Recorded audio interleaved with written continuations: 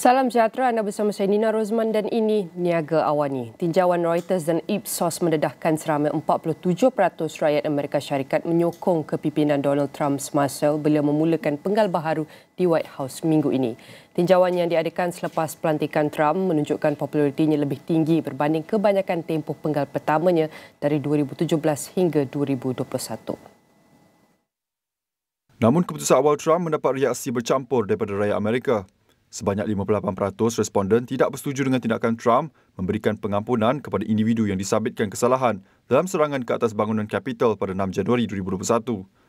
Trump memberi pengampunan kepada sebahagian besar daripada hampir 1,600 individu yang terlibat dalam serangan itu, termasuk 14 pemimpin utama, hanya beberapa jam selepas memulakan penggal baharu. Hanya 29% responden meluluskan tindakan Trump terhadap isu sistem keadilan dengan ramai berpendapat keputusannya menggugat kepercayaan awam. Trump menuduh Joe Biden menyalahgunakan sistem keadilan untuk menghalangnya kembali ke jawatan Presiden, manakala Biden menafikan tuduhan tersebut. Trump juga memberi petunjuk bahawa beliau mungkin menggunakan sistem keadilan untuk membalas dendam terhadap musuh politiknya. Dalam isu lain, pendekatan Trump menerima reaksi lebih positif. Seramai 46% responden menyokong cara beliau menangani isu immigration yang menjadi salah satu keutamaan pentadbirannya. Sebanyak 58% responden menyatakan Amerika perlu mengurangkan bilangan pendatang yang dibenarkan memohon suaka di sempadan. Langkah Trump menggantung prosedur permohonan suaka dan mengisytiharkan immigration haram sebagai darurat nasional turut mendapat sokongan besar. In the wake of Donald Trump's return to the White House, ASEAN faces a complex and evolving economic landscape. Trump's previous tenure was marked by aggressive trade policies, particularly towards China, which significantly impacted global trade dynamics. As ASEAN economies are deeply intertwined with both the US and China, the region must strategically navigate this renewed tension to maintain economic stability and growth. So now let's delve into how ASEAN can strategically position itself in this Trump 2.0 era. I welcome you, our guest, ready on the line, Dr. Rozman, Chief Executive Officer, BIMB Securities. Sedang berhad. I want to say thank you very much, Dr. Naini, for joining me. And firstly, how do you foresee Trump's return to the White House impacting global trade policies, particularly with China, and what implications could this have for ASEAN economies? Selamat Dani dari kami dari Bank Islam. Trump has successfully been taken off yesterday. Looking at the reaction global equity market yesterday, there was a lot of uncertainty. Fund managers was concerned that there could be a sweeping change in trade policy. Trump have been very vocal in the American trade policy with China, with Mexico, with Canada, and other trade partners. For instance, he did mention that he is going to impose 60% tariff against China, 10% to 20% against other trade partners, including Malaysia, and 25% against Mexico and Canada. So there is a huge uncertainty for the global economy now. The impact can be, the ripple effect could be, it's going to take years. If we look back at the trade war, number one, US trade war, US-China trade war in 2018 until 2020, the impact could have impacting the currency. It could impact the IPI, our IPI. It could impact our GDP. So on that score, fund managers particularly would actually their decision to take a step back and wait until he fully announced on the his policy on trade is actually I think it's a good idea. Because we need more clarity. However, as we all know, the impact of US-China trade war the impact was quite negative and the negotiation took many years. So as a result of that, there were a lot of uncertainty. The impact was supply chain disruption. More importantly, if Trump able to impose the tariff to China or even to Malaysia, the biggest loser is actually the American people, because producer will pass the cost to the buyers. So given that, we think that we are stepping into uncertainty. On the ASEAN role, ASEAN could be the middle person to negotiate with America. But then again, we are negotiating with the biggest economy in the world, the powerful Mr. Trump. I believe that he will not making sweeping changes immediately. He will take time to negotiate or to impose the tariff against other countries. I think the biggest issue he will have to actually address his immediate election promise, among others, are actually on the illegal immigrant, deportation of illegal immigrant, the tax cuts for the Americans that could save the country. That could actually put about 8 to 10 trillion money into the Americans. But we have to remember, US is the biggest economy in the world, and their fiscal debt is already up to the ceiling of about 120% of GDP. So if there is Trump immediately impose it about a tax cut that gonna put, as I mentioned, 8 to 10 trillion into the Americans' pocket, so meaning their fiscal debt is going to reach the ceiling, and they have to increase the ceiling even further. So that means there could be government shutdown. So because they have to negotiate for another ceiling increase and whatnot. So stepping into 2025, it could be an uncertainty to all countries, mainly because the US economy is about 29 trillion, the biggest economy. They are the third largest trade country in the world. So whether ASEAN can step in to become the mediator or the mediator or peacemaker, that it remain to be seen, because Trump is known to be hard when it comes to negotiating. Nina? All right, and Dr. Nani, as you mentioned, this is the reality or the situations within the global context, especially after the inauguration of Donald Trump. And putting in ASEAN commitment to centrality and neutrality, how can the region strategically position itself to navigate heightened US-China tensions, considering that both of these big economies is one of Malaysia's biggest trade partners, while maintaining economic stability and growth, Doctor? ASEAN has always been a neutral party. We are home to about 600 people, and both countries are our friends, the US and America. So it depends on how significant ASEAN is to America, and not to be too friendly to China, because you're going to step on America's toes. But then again, we have to remember we are an important producer, global resources producer, that America need our goods, and ASEAN is going to surpass Germany as the second biggest economy in the world. So that shows the strength, the significance of ASEAN economy to the world. So I guess considering that America do not need ASEAN to become the middle party between us and China, we think that there is not really that much that we can be the middle person between ASEAN and also between China and also the US. I think it's a lot of uncertainty at the moment, speculative, I would say. I think we are going into uncharted territory. But then again, if any sweeping changes, I would think that particularly on trade, that we mentioned before, 60% tariff for China, 25% tariff for Mexico and Canada, about 10 to 20% for the rest of the world.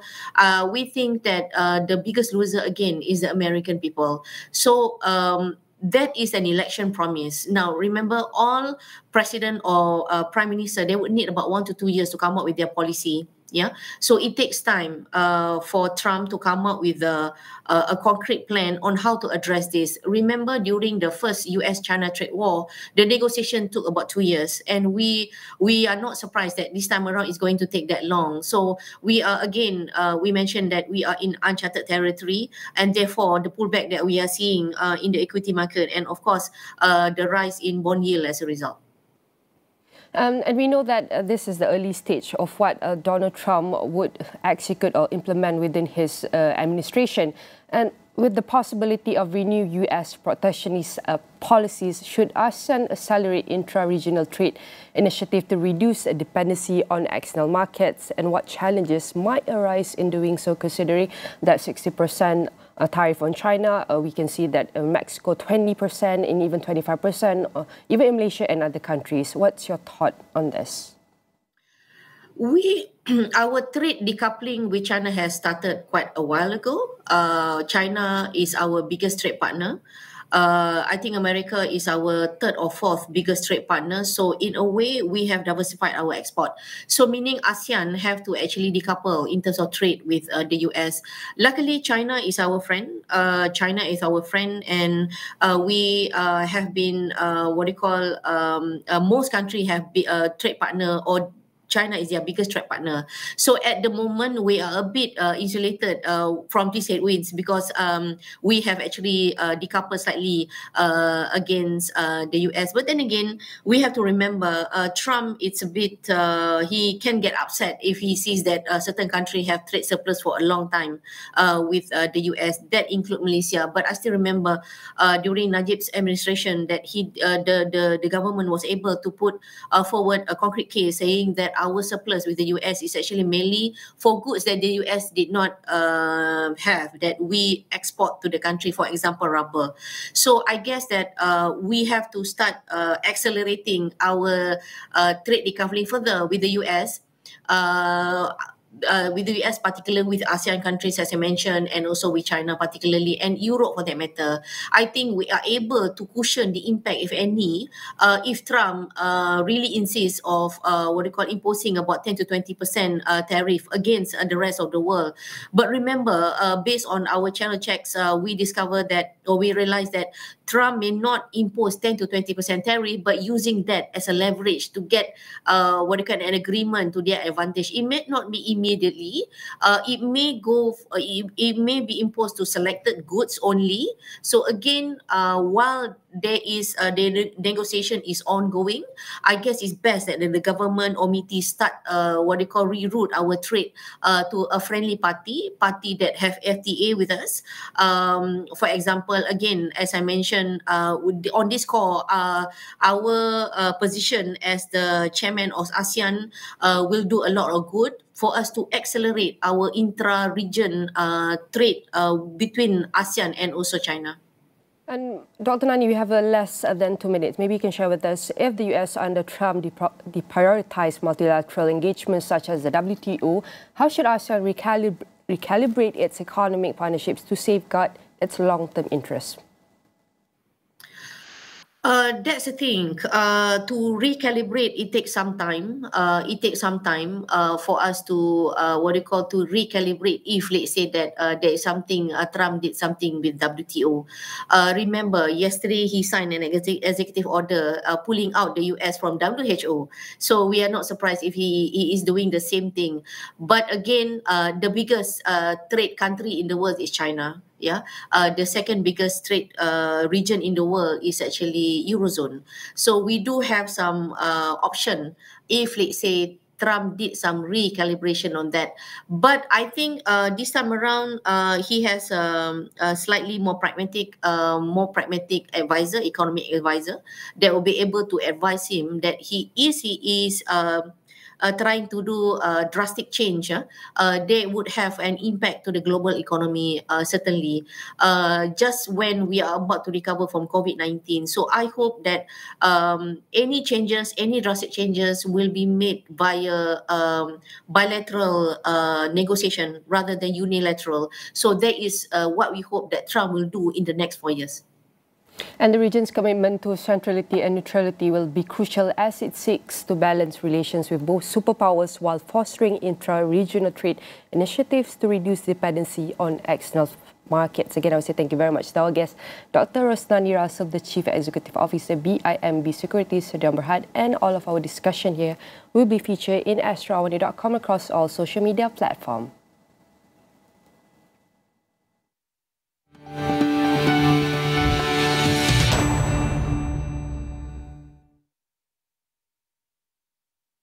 Perdana Menteri Datuk Seri Anwar Ibrahim pada Selasa mengadakan pertemuan peringkat tinggi dengan pemimpin perniagaan daripada 6 syarikat multinasional MNC, ia termasuk AstraZeneca, Fortescue, DP World, Medtronic, Nestle dan Google. Anjuran Kementerian Pelaburan, Perdagangan dan Industri MITI, pertemuan itu berlangsung di luar sidang kemuncak tahunan Forum Ekonomi Dunia WEF 2025 di Mountain Plaza Hotel apabila Anwar yang juga Menteri Kewangan mengetuai delegasi Malaysia. Turut hadir menterinya Tengku Datuk Sri Zafrul Abdul Aziz, Menteri Digital Gobind Singh Dio, Menteri Pendidikan Tinggi Datuk Sri Dr. Zamri Abdul Kadir dan Ketua Pegawai Eksekutif CEO Lembaga Pembangunan Pelaburan Malaysia, Datuk Sri Syamsul Ibrahim Sheikh Abdul Majid berserta pegawai kerajaan. Anwar meluangkan masa selama setengah jam dalam setiap pertemuan dengan pemimpin perniagaan, bermula dengan Ketua Pegawai Strategi AstraZeneca Mak Dun Waye, diikuti pertemuan bersama pengerusi eksekutif dan pengasas Fortesc, Minderu Foundation dan Tata Rank Dr. Andrew Forrest. Perdana Menteri bersama delegasi Malaysia kemudian bertemu DP World, diketuai oleh pengerusi dan CEO-nya Sultan Ahmad bin Sulaim dan turut mengadakan perbincangan dengan Medtronics, diwakili oleh Naib Presiden Kanan Eurasia, Majid Kadumi. Perdana Menteri juga mengadakan pertemuan dengan Naib Presiden Eksekutif dan CEO Zon Asia, Oceania dan Afrika Nestle, Remy Ejel. Kemudian Anwar dan para pegawai Malaysia mengadakan perbincangan dengan pemimpin daripada Google, diwakili oleh Ruth Porat, Presiden dan Ketua Pegawai Pelaburan Alphabet dan Google.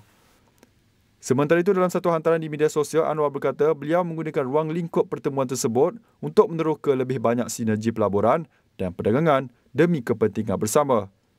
Sesi tersebut juga sebagai isyarat dan usaha berterusan kerajaan dalam meyakinkan dan menarik kemasukan pelabur asing, baik baharu dan lama ke Malaysia. Ujar beliau, iklim pelaburan global menuntut kerajaan untuk lebih aktif memperluas radah hubungan dan kerjasama lebih erat bagi merebut peluang yang ada hatta membawa manfaat untuk dinikmati rakyat dan juga ekonomi negara. Perdana Menteri Datuk Seri Anwar Ibrahim berkata pendigitalan merupakan komponen yang tercicir dalam semua perjanjian perdagangan bebas FTA Malaysia sebelum ini. Menekankan transformasi digital adalah salah satu keutamaan yang digerakkan secara agresif oleh ASEAN. Beliau berkata Malaysia yang kini sedang merancang untuk menambah baik beberapa perjanjian perdagangan bebas FTA sedia adanya juga menimbang pendigitalan sebagai sebahagian daripada penambahbaikan itu. Mengenai transformasi digital dalam ASEAN, Anwar yang juga Menteri Kewangan berkata, ketersambungan yang dipacu kecerdasan buatan AI perlu mengambil kira pelbagai jurang di kawasan bandar dan menyediakan lebih banyak ketersambungan ke kawasan kurang membangun. Komitmen kerajaan adalah untuk memastikan penghantaran seperti ini, grid kuasa ASEAN atau APG dan juga transformasi pendigitalan akan meliputi semua sudut dan bidang. Sekiranya kedua-dua keutamaan ini dicapai, Anwar berpendapat ia akan menjadi satu pencapaian yang luar biasa bagi ASEAN sebagai sebuah rantau.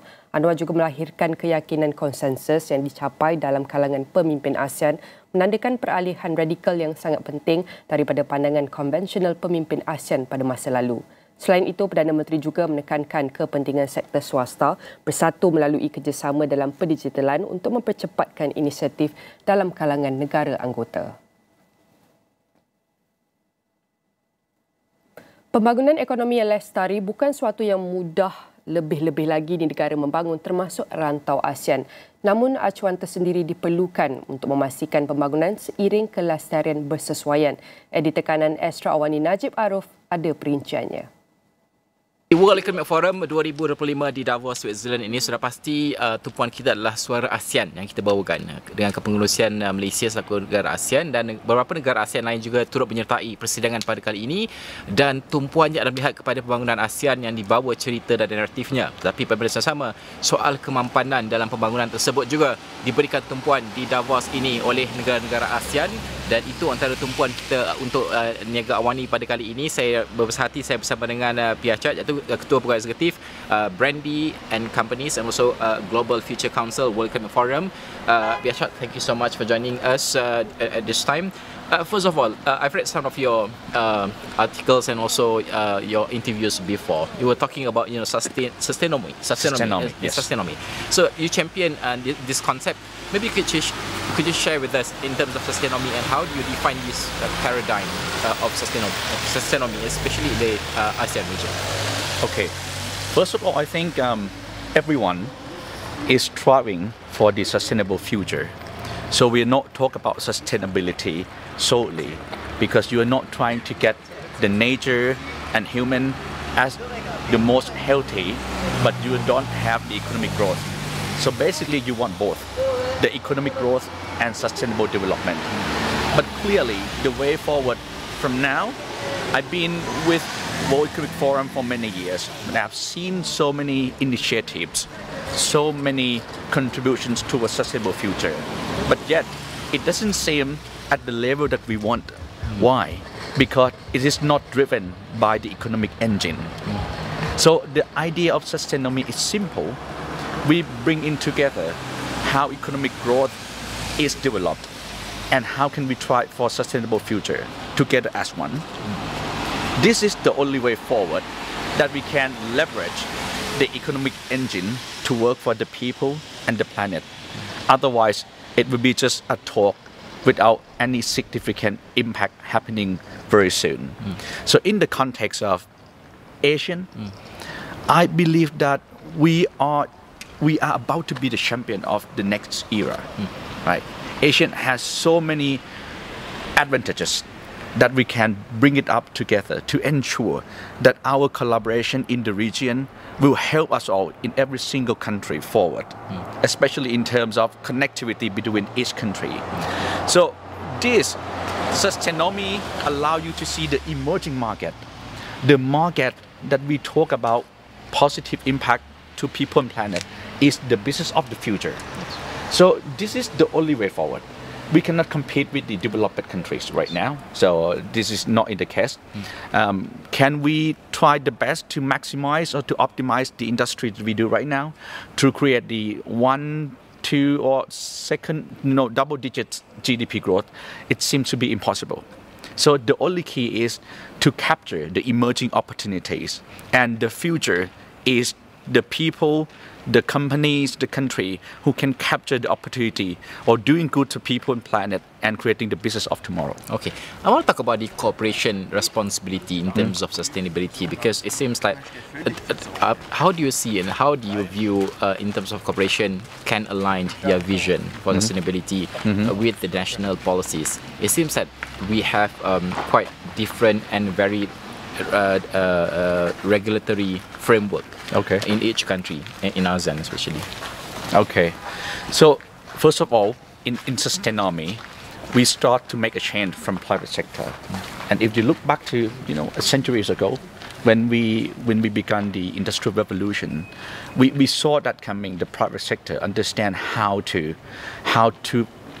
build products and serve it that answer the needs in the society.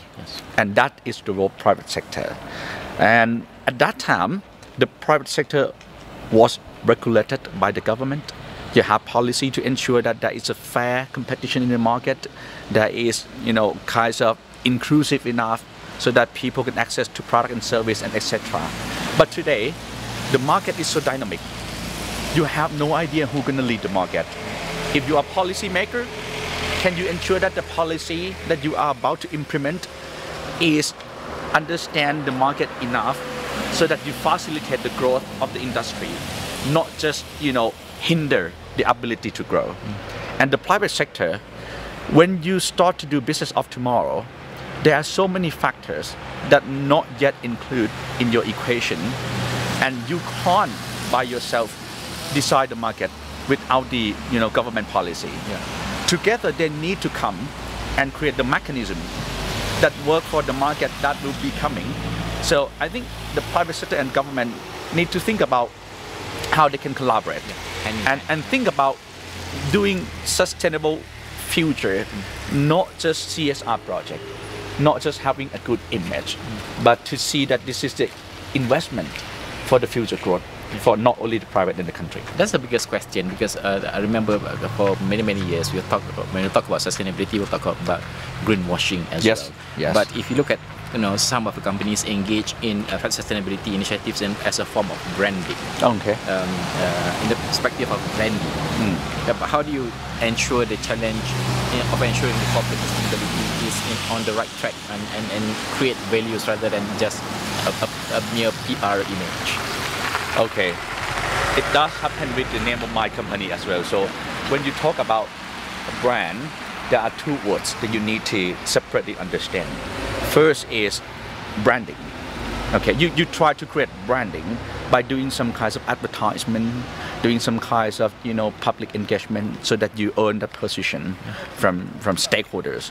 But building a brand No, you have to start from the idea that you do the business, idea that you do the economic activities. What are you exactly trying to try for? What are you trying to solve? What kind of your mission you are? And you decide the value change. You decide the stakeholder engagement scenario according to that business models to make it work. For example, if you do branding, let's say you have a good product and you try to market it like, you know, a green product. You try to advertise it. But being green is not about your packaging only. It's about you getting back to your value chain and see how you manage to decrease your wasting process, how you manage to utilize natural resources at, you know, the most effective way, how you manage to ensure that everyone in the value chain understand this scenario and be a part of progress, not a part of the problems. So building a brand take this kind of movements to make it happen. So let's focus on building a brand. And if you start building a brand, you create values along the way. And that values could be monetized in the future. And this is how business should focus on, because this is the only way that you can survive in the highly competitive market. You need to find your uniqueness and grow with that perspective. Still on the corporation and also private sector, because I want to talk about the finance aspect of it. I mean, the investment part of it, because sustainability at the end of the day requires a lot of money, right? Investment, one-off or constantly and all that. But bigger corporation, they have bigger resources. Yes. But as we all know, in Southeast Asia, in ASEAN market, the backbone of our economy is small, medium enterprises. Okay. But how do you see the inclusivity in sustainability in terms of getting all these small, medium enterprises on board in the sustainability journey? Okay. When we talk sustainable future, we have 3 P's. We have profit, of course. The private sector need to focus on profit. We have people and we have planet. So let's start on people first. In order to make sure that the large company or large enterprise, like, you know, multinational companies, will be able to capture an existing opportunity, emerging opportunity, future opportunities, you need a great pool of human capitals. And you're facing the problem that you can't really retain the great human capitals in your organization because they want to become entrepreneurs. Yes. And when they think about becoming entrepreneurs, they start to do small and medium-sized company, right? But you know, these 2 separate company has different advantages. Like you mentioned, large corporate, they have pools of resources. They have resources, but they have no idea and no capacity to implement it. The small medium enterprise, on the other hand, they have right mindset. They have a vision. They have a new business, so-called something that, you know, matter to the world, matter to the people. But they really find a difficulty to attach the money, to attach resources that they can sustain their operation. So why don't them working together? If the large corporate support the small medium enterprise, there will be your, let's say, a small boats that go faster, more agile, and just more resilient to ensure that you can achieve things in the future by you supporting them. The small medium enterprise, you know, working with the large corporate allow you to sustaining the way that you do business. You don't need to worry about your pipeline yourself, that tomorrow you will need to find another sales. You know, you can really focus on your mission and try to achieve that. So I think it's about the new idea that the large company and small medium enterprise try to work together and create a market that more inclusive for all of them. Yeah. What do you think about the corporation and private sector? I mean, this is naturally it's a given fact that companies do business for dollar and cents for their bottom line at the end of the day. But when you talk about sustainability, many of the companies and corporate sectors think that, you know, this is not where the money is, right? When I do investment, I expect ROI in terms of dollar and cents. Okay. But how do you see the journey in terms of sustainability in that particular aspect, the dollar and cents and the bottom line of the particular company? Do they understand that it's not just about dollar and cents, it's sometimes creating value, and at the end of the day, for the longer term, you will create dollar and cents as well? Okay. Let's get back to this. Yeah. I mean, focusing on ROI, focusing on the bottom line, is been with the business since its inception. Is that conventional way of growth still working in the new world context? So that's the question. I mean, if this still be working, then we would go for that. But the research show us, not only in my country, in your country, in any country in the region, large companies try to seek for the second growth engine, but they fail. Yeah. When they try to diversify, they hardly see themselves earning the new business that give them, the size amount of ROI compared to the existing business one. This is because the old model doesn't work. I mean, if it is work, please tell us. We'll start to do that so. Because it doesn't work. And then you need to find alternatives. And what kind of alternative you do? So that coming to the broader perspective in the market, right? If you seek for profit, you hardly see yourself gain profit. But if you create values by solving some problems, people and planet, like in the past, I mean, Industrial Revolution solved some problem for us. It helped you produce massively products and services at scale so that you can access to it at a lower price with the economy of scale. So that is the societal problem at that time. Industry come to solve. Today you need to find that angle. What exactly the company need to do in order to solve the existing problems so that they can create values and turn that into their business, their community, and their market at the end. Yeah. So in conclusive way, in a nutshell, I believe the old way of growth doesn't work anymore.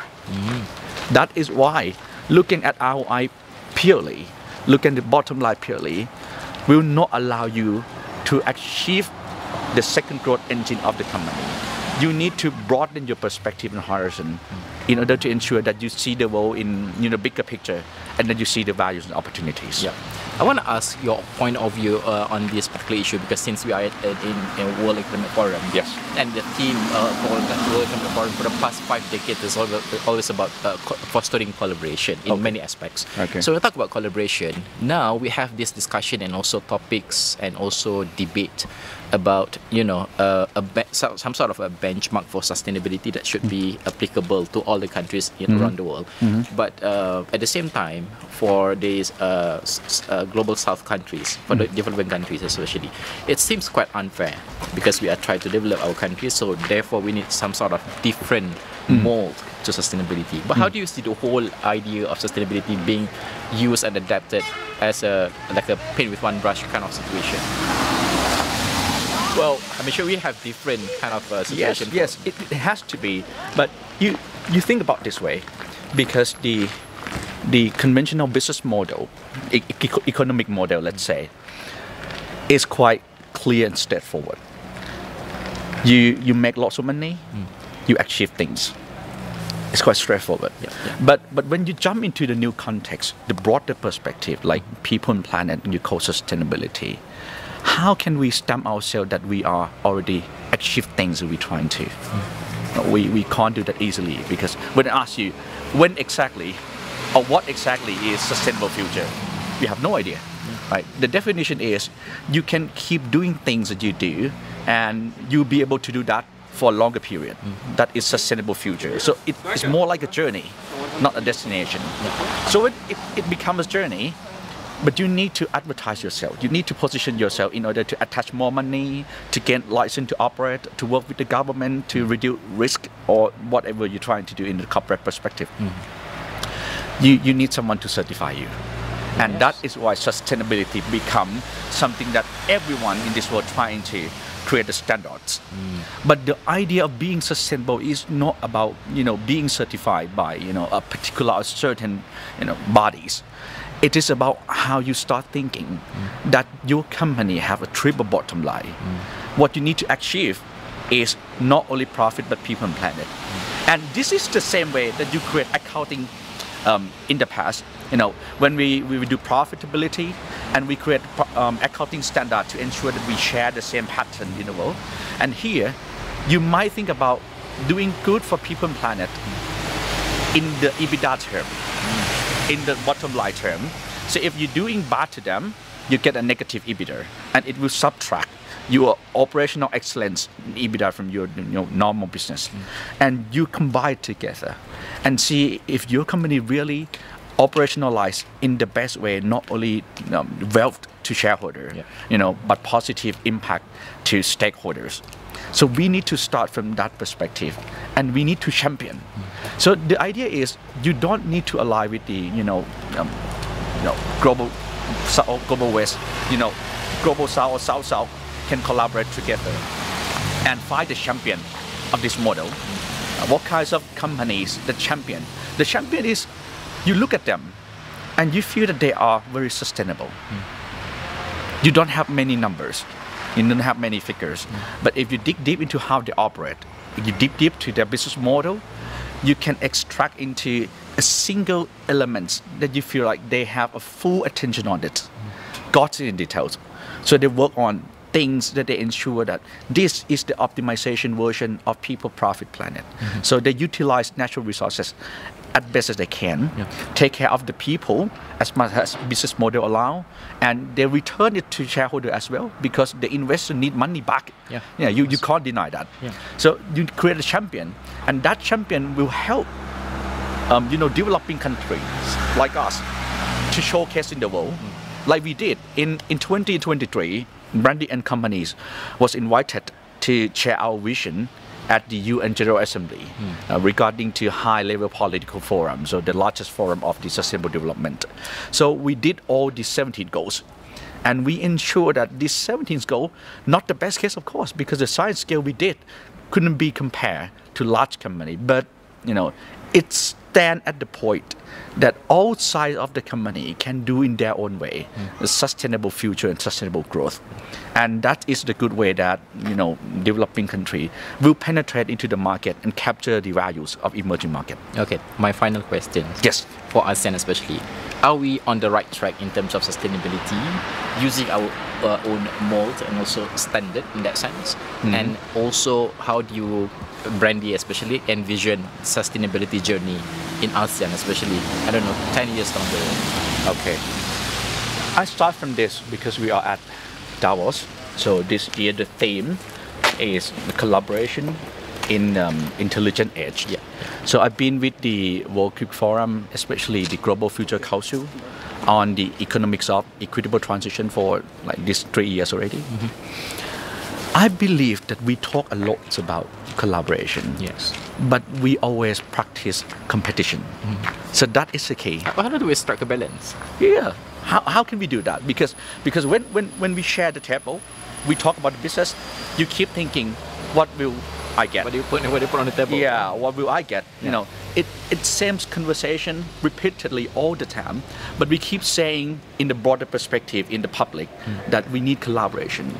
So instead of competitiveness, we should practice more collaborativeness, the ability to collaborate.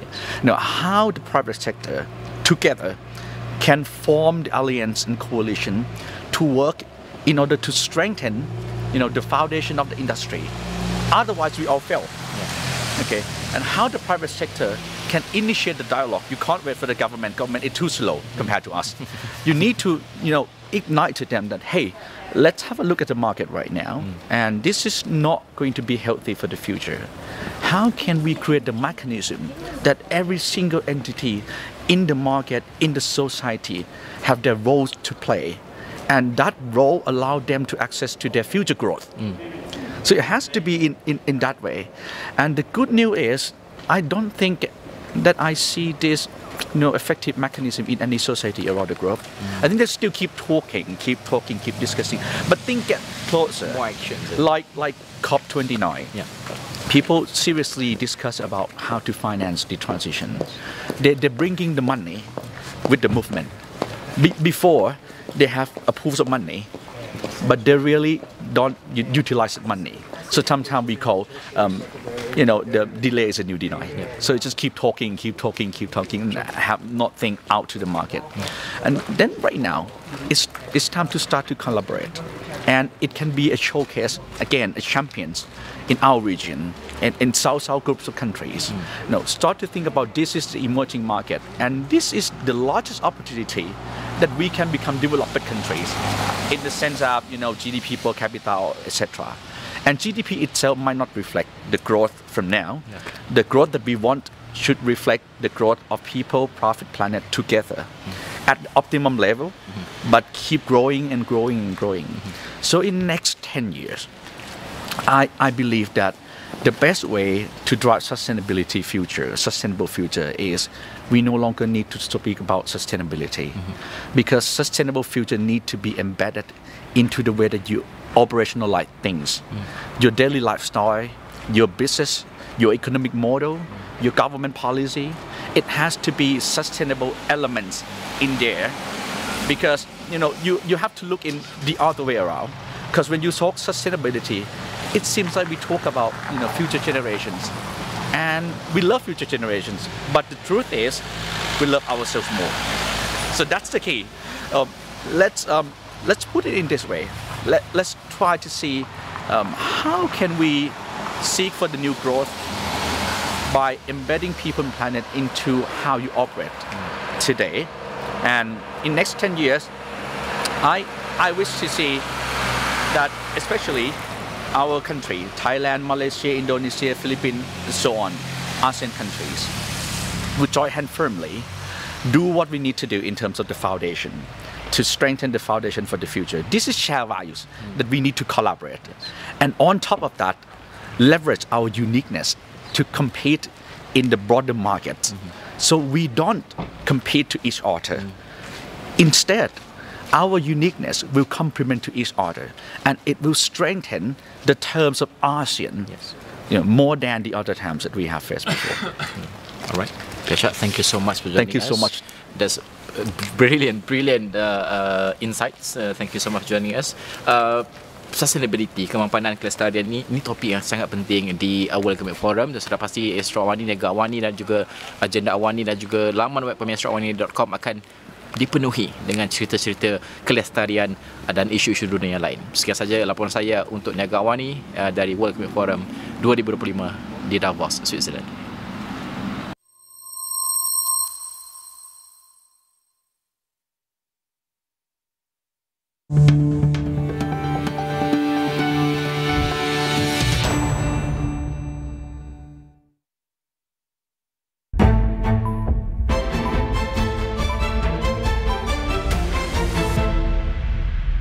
Di dalam setiap berita yang dibawa, konteks amat penting.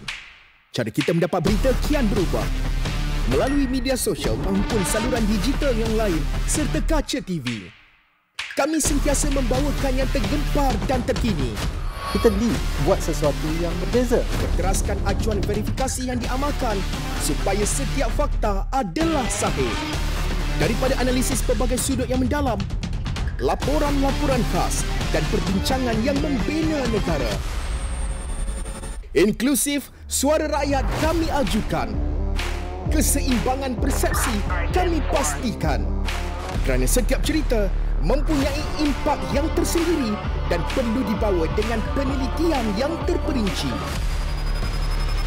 Pastikan Astro AWANI menjadi pilihan anda tidak kira di mana sahaja anda berada.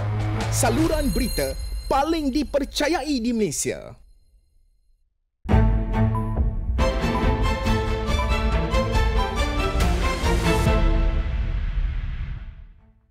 All right, thank you for tuning into Niaga AWANI, and right now we're in the topic on cybersecurity, which remains a critical challenge for Malaysia as the nation grapples with a relentless wave of cyber attacks.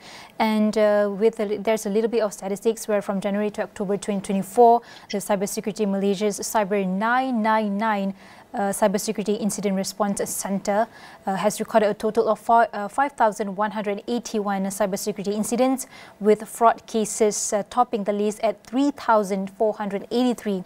And this alarming trend underscores the urgent need for robust cybersecurity measures to protect a critical infrastructure and safeguard the sensitive data. And as cyber threats continue to evolve, it is imperative for both the government and also industry to work together to safeguard the nation's digital future.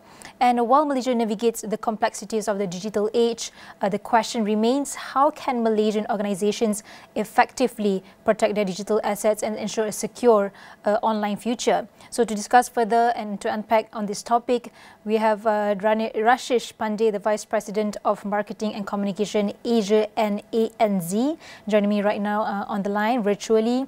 Good morning, Rashish. Good morning, and thanks for having me. No problem. Perhaps we could start with, given the rapid evolution of cyber threats, in your opinion, what are some of the new and also emerging tactics that cyber criminals are expected to deploy this year, 2025? Like, will there be a shift in tactic towards exploiting more vulnerable areas like supply chains or IoT? In your opinion, what's your answer? Yeah. I think based on what we are seeing globally, there are a couple of trends which are becoming very clear for us. First is cyber criminals are getting more specialized. In the past, they used to be generalists looking after the entire sort of attack chain. Now we are seeing specialization occur, which means there are organizations who are specialized primarily in reconnaissance of who to target, etc. And some of them are specializing in just the weaponization side of things. So there's an increased specialization among cyber criminals that we see playing out next year or this year. The second is cloud is becoming an interesting attack vector as many organizations are starting to use cloud-based services. It increases the surface area through which threat actors can come in. I think the third bit, which is becoming very apparent, is the use of AI in enhancing cyber crime. Toolkits that used to take weeks and months to prepare can be prepared now in days and hours, right? So that allows cyber criminals to scale their activities much faster. And last but not the least, to your point of IoT, we are seeing a blending of physical and cyber threats together, which means an organization will not only target the digital assets, they would also attack things like the supply chain of the company to find a way inside the organization's defenses. How do you see these emerging trends or these tactics impacting both individuals and also organizations at the same time?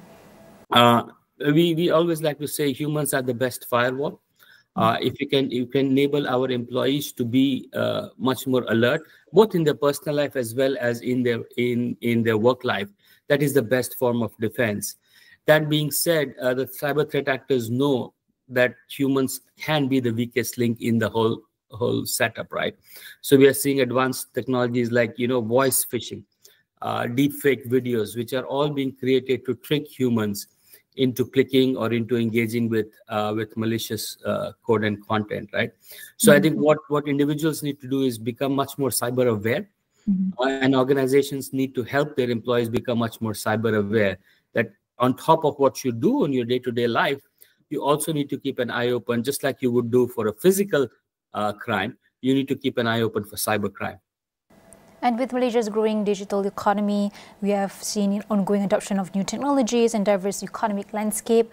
So in your opinion, which sectors do you anticipate will be the primary targets for cyber criminals in 2025? For example, perhaps industries like finance, healthcare, and also maybe perhaps the government itself are at greater risk. So what additional measures should they take to protect sensitive data? So first, what sectors and also what additional measures in your opinion? I think so. The sectors that we see attacked most often include, as you rightly said, banking and financial sector, and for all the obvious reasons. I mean, that's where the financial data sits. That's where you can get a lot more bang for an attack.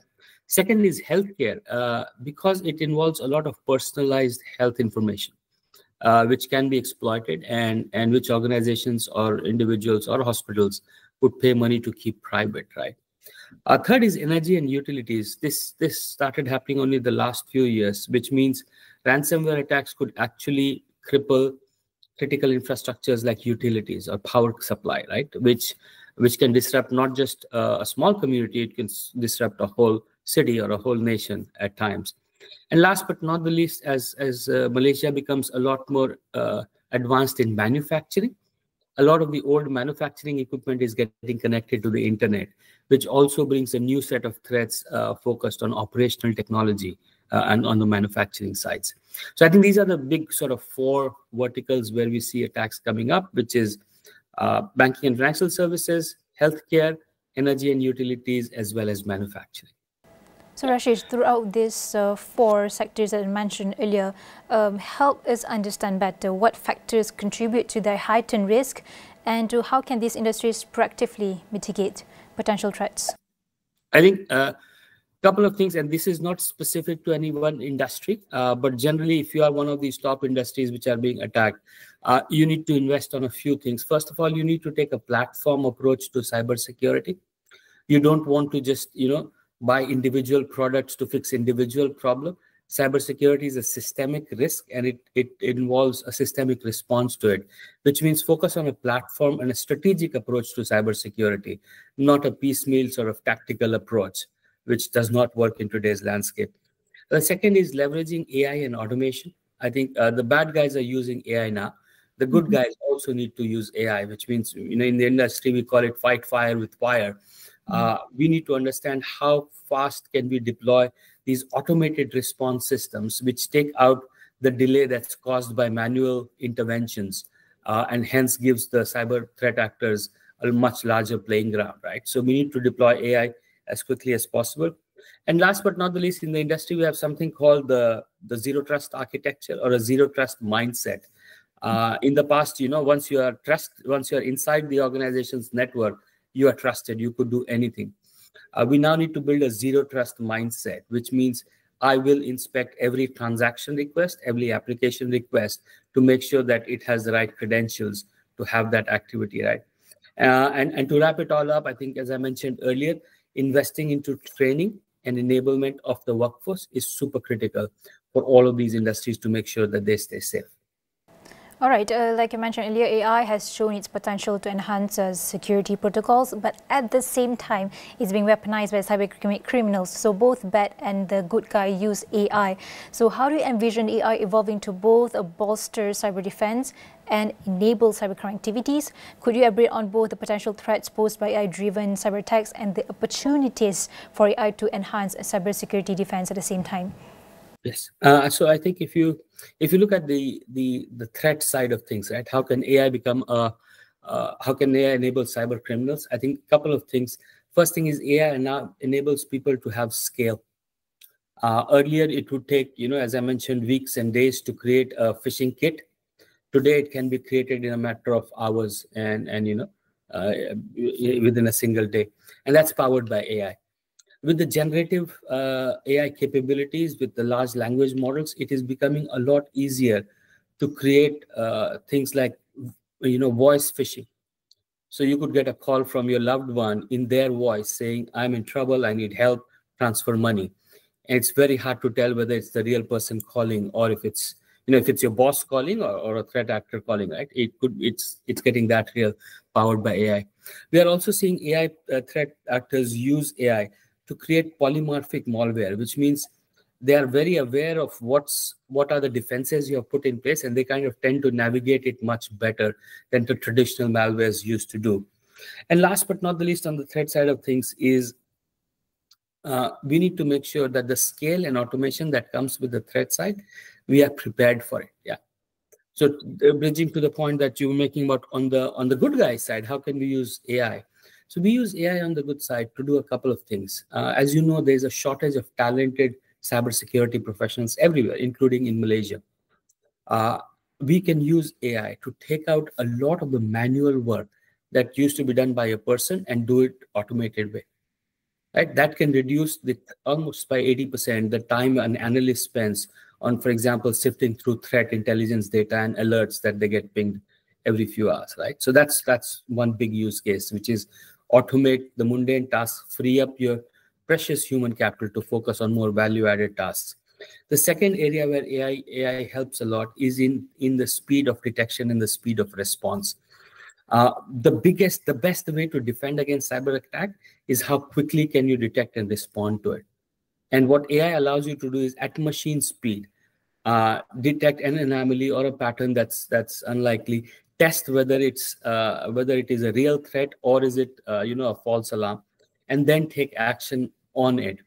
This, if you were done in a manual way, and in Malaysia, when we did a survey, on an average, it took Malaysian organizations about 2.5 months to fully recover from an attack, because a lot of the process in the past used to be manual.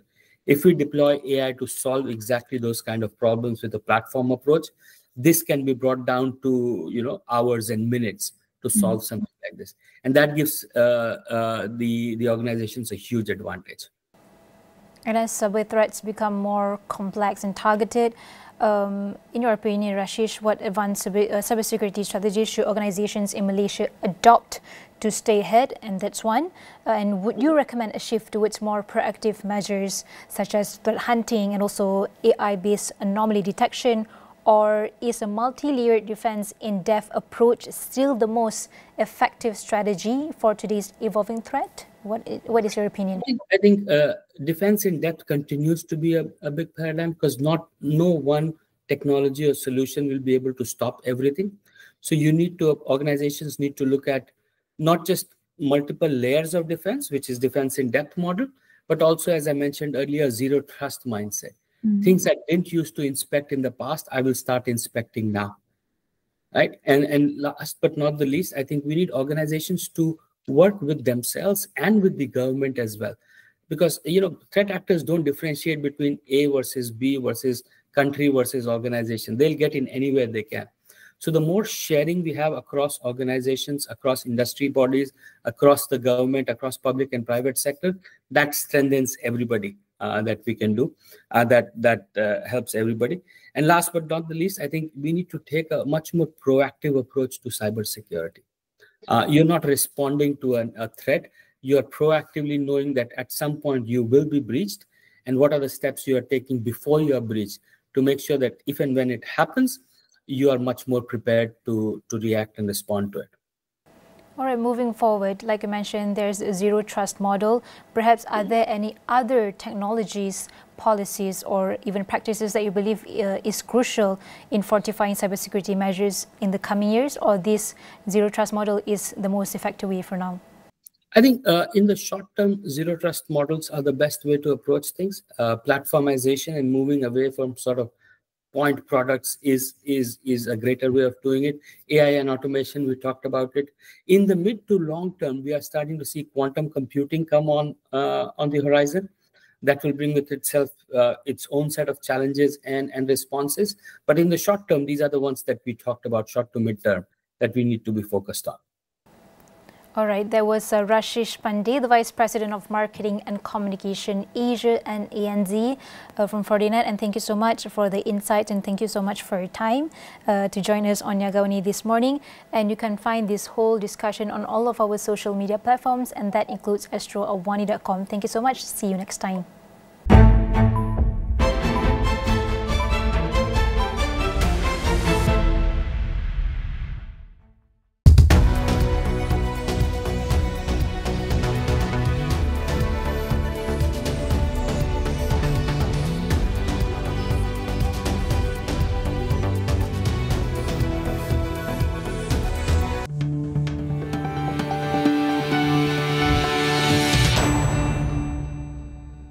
Well, thank you for joining us.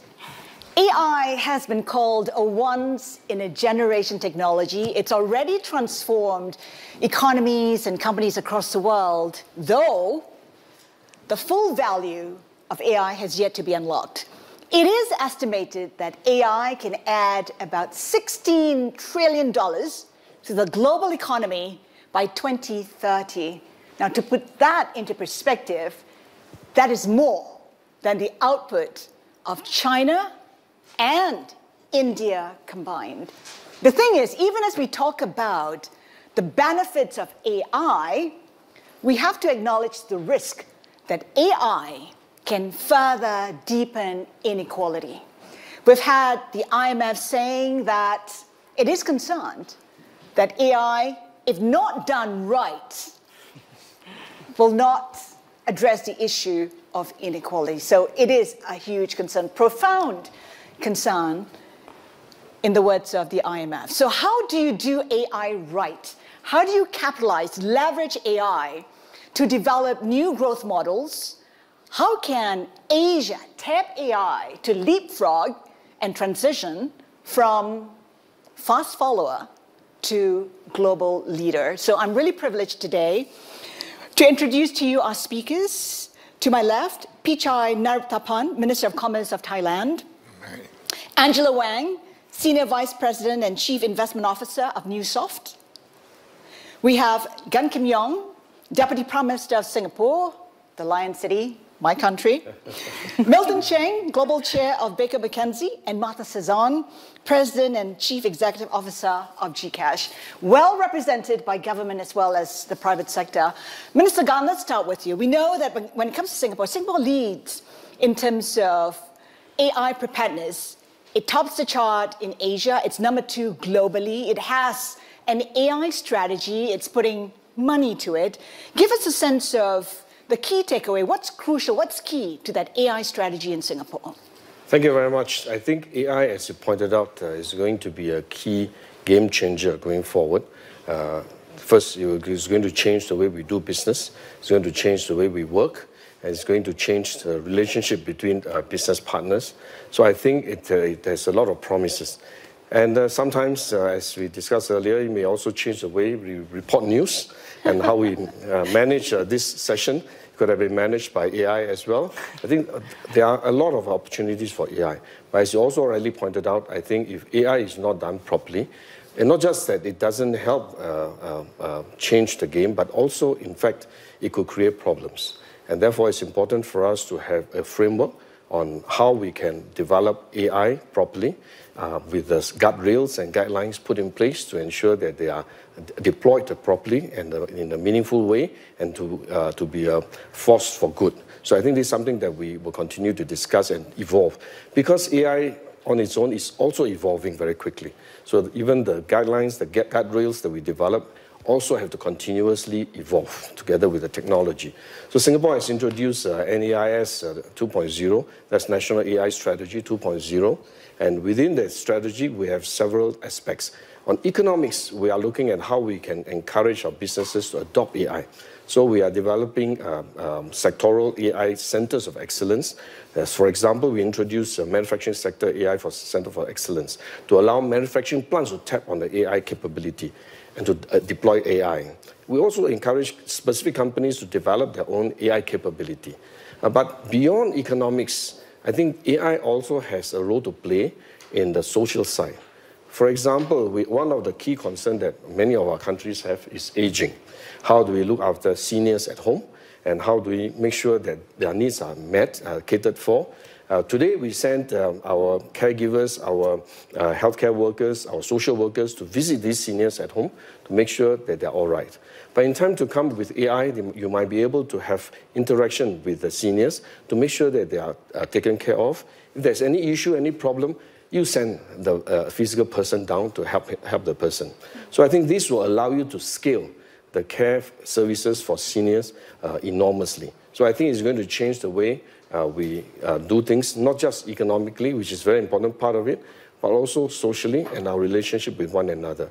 But I need to emphasize that we need to continue to be very careful how we develop AI capability, how we deploy them. One particular area that we need to be mindful of is the transition impact, because AI also has the potential to displace jobs and workers and even businesses. And therefore, we need to manage the transition process by enabling our workers, giving them capability, training, upskilling, so that they are able, in a position to embrace AI and to benefit from the contribution that AI is going to bring. So I think you need to do this in a systematic way, in a holistic way, so as to cover all the angles of AI. And Minister Pichai, what is the Thai way? Because I know you have a tagline in Thailand, AI yes. for all. You have a national strategy. Yes, we do emphasize a lot on AI. You know, last year, people talk about AI. It's just like, oh, what it's going to be. But this year, it's going to be serious. It's going to be the real thing. In Thailand, luckily, that we have, you know, a lot of excess electricity left.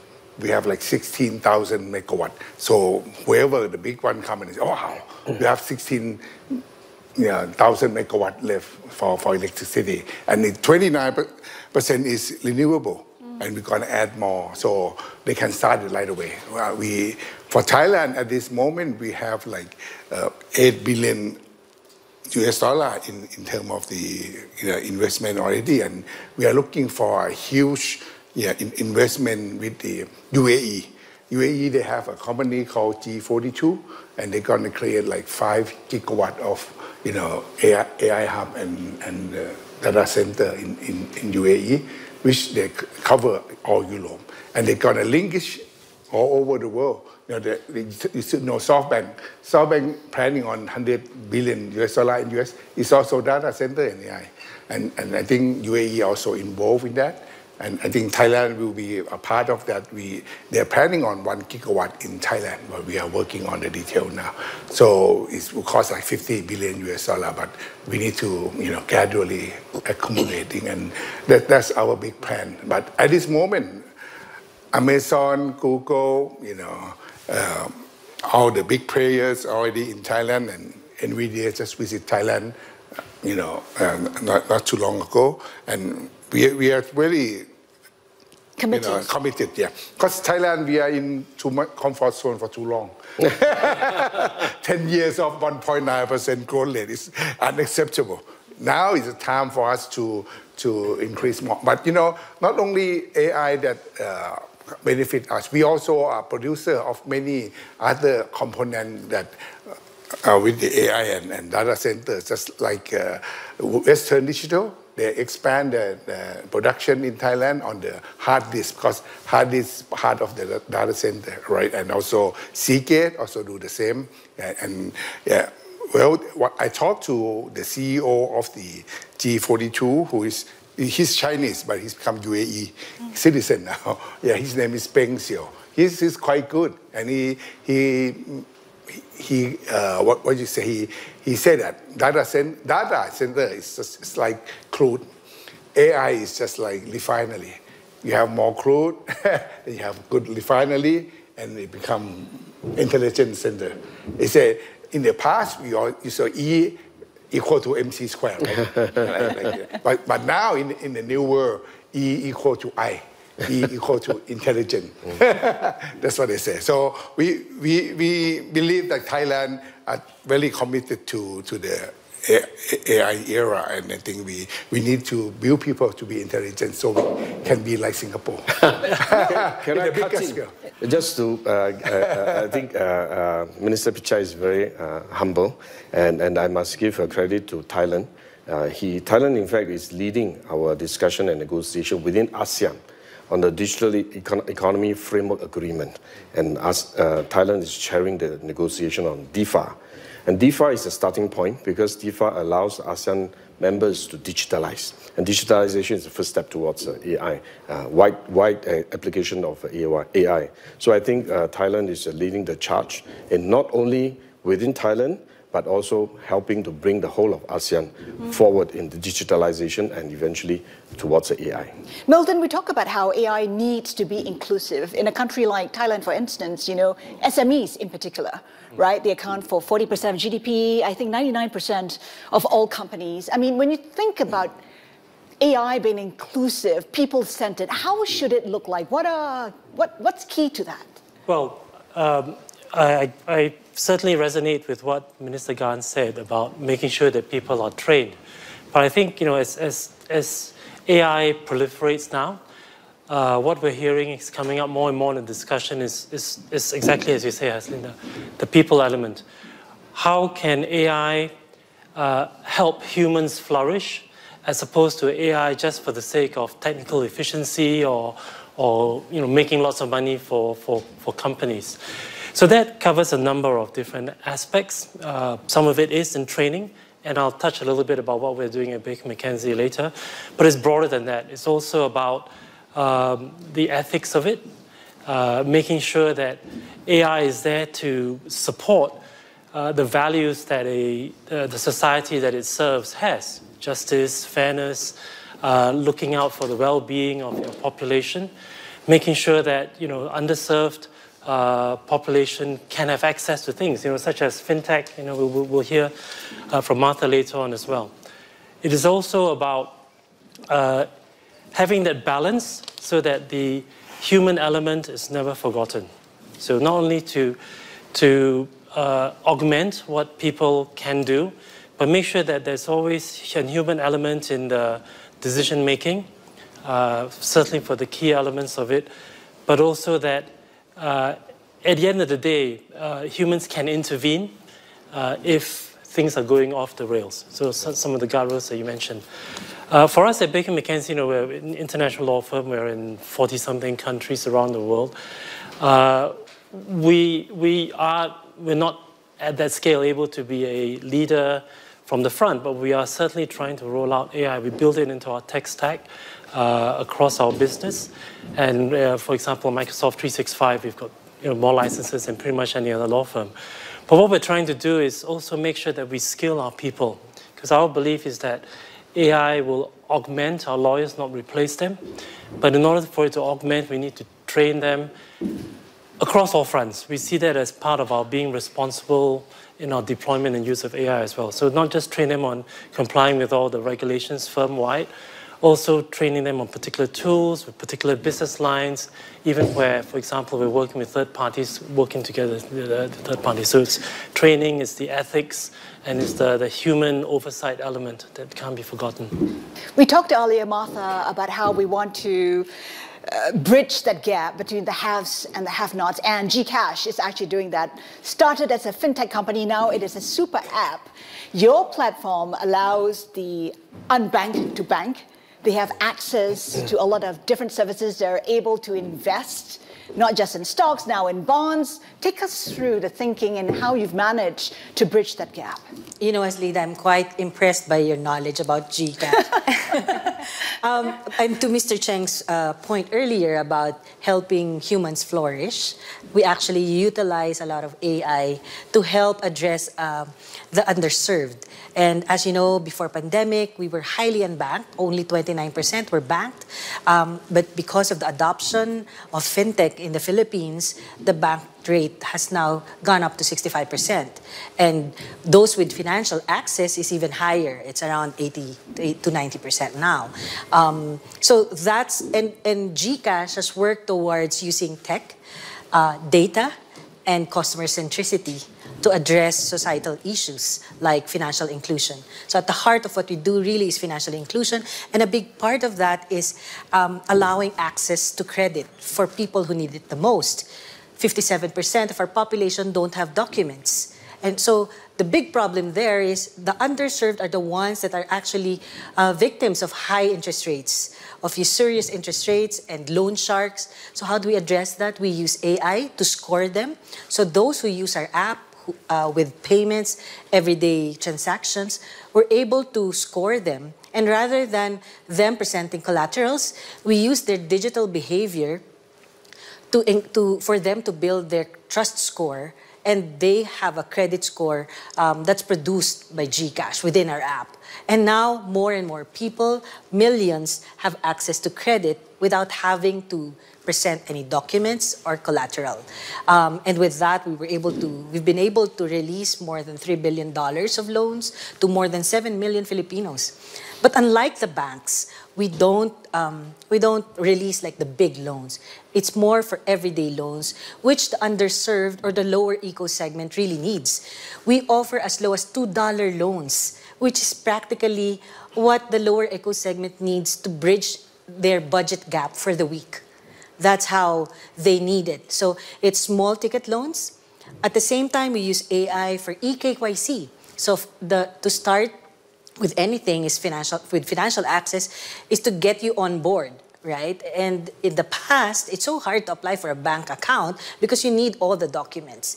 And in a country challenged like Philippines, we were able to give them proper identity and proper onboarding through the use of AI, so that all they need to do is a face selfie and some ID, and we process that and we give them access to digital financial tools, right? And eventually, through their use of payments and everyday transactions, we're able to graduate them to financial services. And that's where bonds, stocks, even crypto, yes, and international funds come from. Like, we are able to offer access to international funds for as low as $1. And the way we market it is, rather than buying a milk tea, put that $1 and buy it with and get your funds, right? And that way, you learn to save for the future. So that's how we've been addressing societal problems through technology. That's why we agree that there's work to be done in governance, ethics when it comes to AI, but also there's a lot of good that can be done if you use it right. So it's been a game changer in the Philippines. It's been a game changer also in China. Newsoft, it is a software company. It's been involved in the transformation of a lot of industries within the country. And we're talking about China, where it is positioning itself as a cutting-edge country. Talk to us about how far-reaching it's been for China and what kind of game-changing aspects it's done to the country. Yeah, actually, AI has been very quickly adopted in the country. So if you look into the data, not only the individual consumers are eager to use AI, very curious to embrace the AI applications, but also the industry and enterprises. If we look into the investigation, more than 85% of the enterprises in China has been accelerate the investment in AI and using AI as their daily operations. So that will significant, upgrading the industrial and also reduce the operation cost, increase the performance. And not only that, the company like Newsoft, we are helping the industry to use AI in the bad way. As you mentioned, AI may create some inequality, but we are using AI to fix the problem of equality. In China, the population is very, very big. And also the geographically-wise, the country is so big. The problem, one of the most serious problems in China is the imbalance of the medical resources. The best doctors are only in the Tier 1 city, like Beijing, Shanghai. But the citizens in that Tier 1 city only stands for like 5-6% of the total population. How about the people in the Tier 2 city in the rural area? We digitalize the physicians' methodology of the treatment into algorithm and helping using internet, using AI algorithms to helping the rural area and Tier 2, Tier 3 cities physicians to have a better treatment. For instance, like COPD, which is the chronic obstructive pulmonary disease. This disease is not so famous, for individuals, for peoples, but it's ranked as the the third leading death disease in China. More than 100 million populations have that kind of disease. And it's called hidden killer because in the very earlier stage, it's very difficult to diagnose that disease through the image, the CT image. Most of the physicians maybe ignore that. But when the physicians enter into the later stage, it will cause a very high percentage of death. So we work together with Zhong Nanshan, which is the top physician in China in that area, and use their methodology into algorithm, and now has been using in hundreds of hospitals in China, in different cities, and helping more than tens of thousands of cases in China. It's really saving lives. There's immense potential in AI, and if you take a look at a 5-10 year time frame, AI has the potential to provide a new growth model for countries like Singapore, for Thailand. How are you looking at it? I mean, could AI help countries in Asia leapfrog because we're known to be fast followers? Can we be global leaders? How do you see that playing out, Minister Gan? Well, let me say that it's not geographically confined to Asia. I think it depends on how fast you are prepared to embrace AI and how fast you are able to manage, or how well you are able to manage the transition. So I can understand that there will be a lot of new jobs created in the field of AI, digitalization, data storage, and even new energy. But it's important to understand that these require new skills that the workers of today may not have. So training and reskilling, as you mentioned, is very critical to make sure that the transition is a successful one. So in this process, some may be affected, some may actually benefit from it. So the key is how can I make sure that I minimize the impact on those may be adversely affected so that all of us can progress in an inclusive way. So all can benefit from AI. So I can imagine that in time to come, even training can be AI-based so that you tailor and customize the training needs specifically to the worker. Because everyone learns differently and everyone has different skill sets. So AI with data will be able to allow you to customize. I think the key is the customization, personalization. So if you can customize training to individual workers, I think it will be very effective. And I think this will help the transition. But it's still a long way to go. I think the potential is still enormous. The key is whether or not countries can come together and work together and to fully take advantage of the potential of AI, that what AI can bring to us. If countries work on their own, I think it will be much slower. And that's why within ASEAN, we are very keen to come together to look at digitalization, to see how AI can help us leapfrog. But I'm quite sure that ASEAN is not the only region. Many other countries, many regions are also looking at how they can leverage on AI to leapfrog ahead of others. So it's a competition among all of us, but I hope that it's a positive competition. That and all a of us, collaboration at the same time. That's right, and cooperation and collaboration and sharing of experience and knowledge so that we can all progress together in an inclusive way. It's quite amazing when you think about it. I mean, if Gcash is able to help its people, we're talking about a developing economy to go cashless, cardless. It's kind of high-tech, it's kind of cool, right? I mean, if you take a look at Thailand's perspective, Thailand's context, in terms of a new growth model, perhaps the digital economy is going to drive it further in the future versus even like sectors like tourism. Yeah. So, referring to Mr. Khan about the upskill, for Thailand, we are not quite much of the engineer. We don't have much, but we will open for the smart people to come to Thailand. Digital nomad is our policy. We want to welcome all the smart people. Smart people out there, please come to Thailand. The truth is, there's so many digital nomads come to Thailand each year because, you know, according to the information that we gather, digital nomad, they say that the capital is in Estonia. Because Estonia developed digital for a long time. But they say that digital heaven is in Bangkok, in Thailand. Seriously. They said, you know, because we have shopping, we have food, we have sea, we have sand, we have mountain, we have... Endurance. And then our 5G and broadband are state-of-the-art.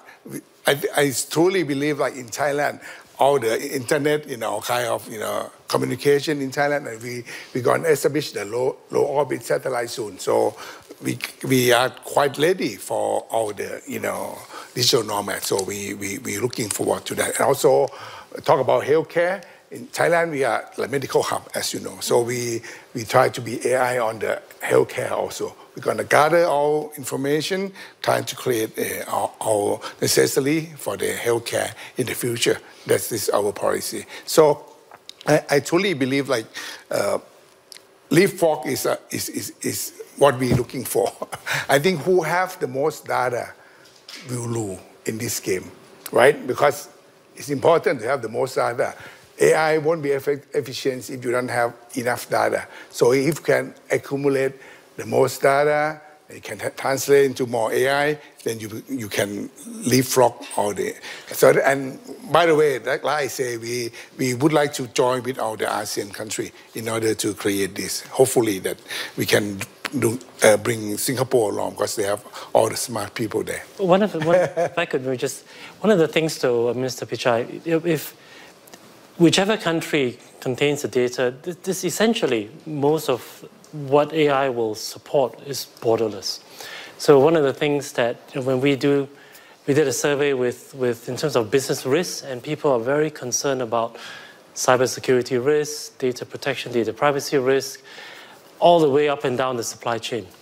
So I think back to the point we talked about in terms of having coordinated regional approach, one of the things that will help ASEAN do that is if you have accepting who is going to be doing what within the region, a coordinated set of rules that's consistent, that supports business to thrive and work efficiently, but also gives the assurance that data privacy concerns and all that are met, cybersecurity is looked after and all these as well. So that's where the bringing together of the regulatory framework will be quite important. To wrap it up, I just want to bring in Angela and Martha. We talk about leapfrogging. What would help? what catalysts, what incentives, what would help Asia, ASEAN leapfrog? Well, I think the discussions around collaboration, that would really help. We've seen some good starts to that. Example, the ability to be interoperable in payments. That's a good start because that means the data is also being protected. At the same time, there's discussion around it. So collaboration would help leapfrog. But also, going more basic would be the connectivity. Nothing will, we can't go forward if the connectivity is not equal among all the countries in the region. But what I am very hopeful and excited about is actually the culture in Asia, the buzz, the energy and the agility of the people here. We're very open and agile in terms of the new things. We're excited to adapt, and we adapt quickly. We try, and if we fall, we get up and try it again. I see that in the different countries in Southeast Asia, in Asia. So I think that cultural mindset, at the same time, collaboration, that will help leapfrog us. Yeah, I agree with that. So, the application itself, it's really help the fusion of the AI technology with the industry demand, with the individual's demand. And also because of that, that will accelerate the integration of algorithm and helping the AI to grow better. And of course, working together from the private sector with the government will helping all these kind of regulations in place, the privacy, data protection, all that kind of in place. I believe that will help the Asia to leapfrog in a safer way. On a very optimistic note, after the conversation, Martha, Milton, Minister Gan, Angela, Minister Pichai, thank you so much for your insights today. And thank you all.